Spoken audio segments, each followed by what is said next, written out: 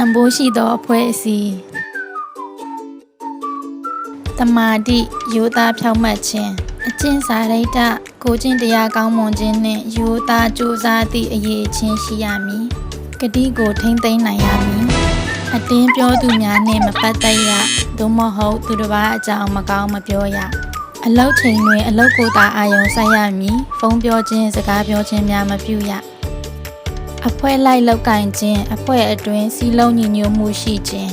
လုပ်ငန်းအတွင်းအကျိုးဖြစ်ထွန်းစေရန်ပူးပေါင်းဆောင်ရွက်ခြင်းလုပ်ငန်း၏ရွယ်ချက်များကိုအကောင့်ထဲပေါ်ဆောင်ရွက်ပြီးအောင်မြင်အောင်ကြိုးစားရမည်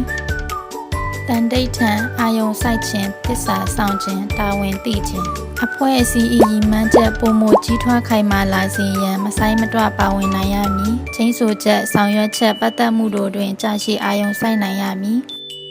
ဆက်လက်ဖွံ့ဖြိုးတိုးတက်ခြင်း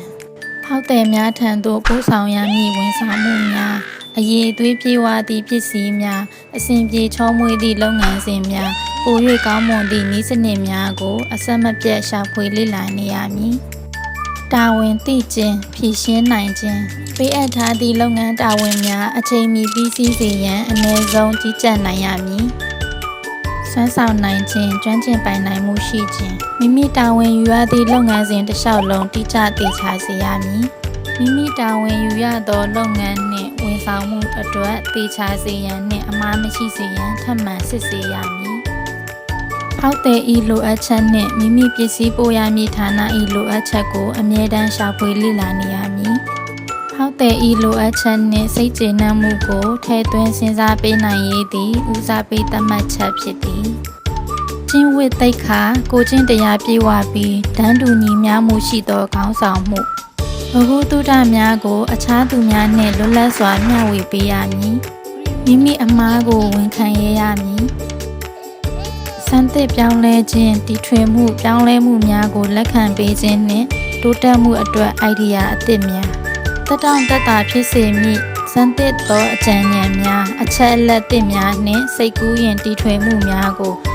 ပစ္စည်းအသစ်တည်ထွင်ဖန်တီးမိတ်ဆက်ပေးရမည်တဘာဝပတ်ဝန်းကျင်ထိမ့်သိမ်းဆောက်ရှောက်ခြင်းတဘာဝပတ်ဝန်းကျင်ထိမ့်သိမ်းခြင်းနှင့်အန္တရာယ်ကိုသိရှိနားလည်ခြင်းတဘာဝပတ်ဝန်းကျင်ထိခိုက်ပျက်စီးမှုမရှိစေရန်တဘာဝစွမ်းအင်များကိုထိမ့်သိမ်းနိုင်ရန်လမ်းညွှန်ချက်များပေးရမည်4R နည်းစနစ်များကိုအသုံးပြုရမည်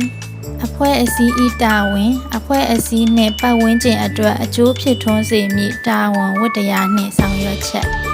မိမိစွမ်းအင်များဖြင့်သူတစ်ပါးကိုအကျိုးပြုနိုင်ရမည်ပျော်ရွှင်မှုစိတ်ကျေနပ်မှု